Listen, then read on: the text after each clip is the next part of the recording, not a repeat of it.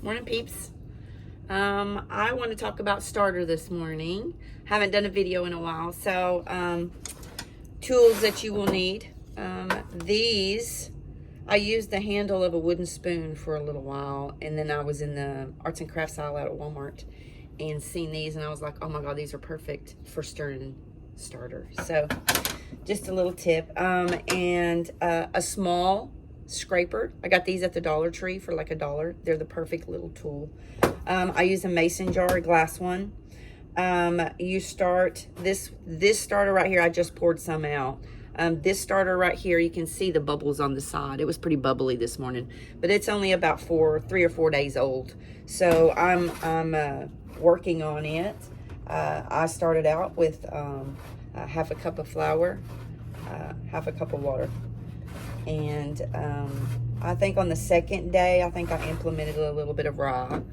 Bread flour is what I use, and I use filtered water. No faucet water. It's got too much chlorine in it. So then you stir it up. You mark it. My little marks are gone, but I have a not a Sharpie, but a Expo marker because it rubs right off. And mark it where it's at so you can see how it's doubling. It only rose about this much, so it still needs some work. So 7 full days is what you're supposed to feed it at before you actually implement it into any dough. All right, for the flour, I've got rye and white. I'll probably put a quarter rye to that half a cup. That half a cup was a quarter rye, and the rest was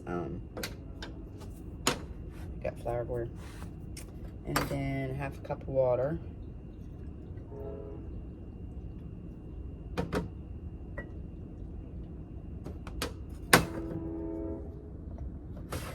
And stir, stir, stir till all the flour is gone.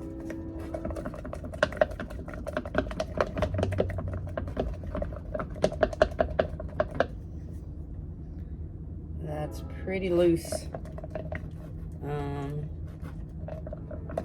So I'm gonna probably add a little bit more flour because I like my starter a little bit thicker.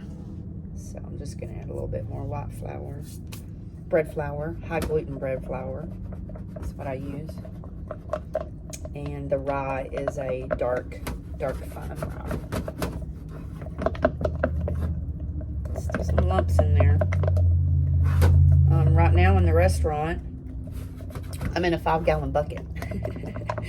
So when I started this, I had a customer asked if you're gonna do starter, and I said, yeah, I'm gonna sell starter. So I decided to start one from ground up, and do a little training as I go, maybe, or share my knowledge, what little bit I have.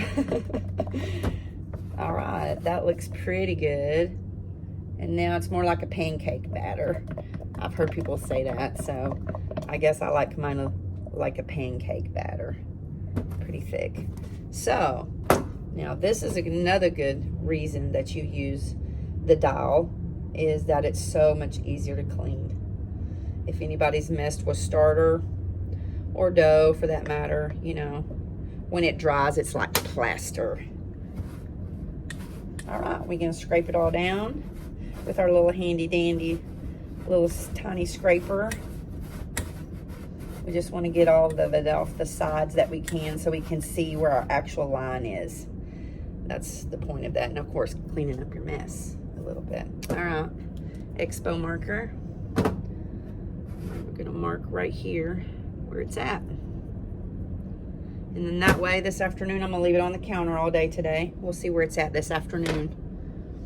All right, y'all check back.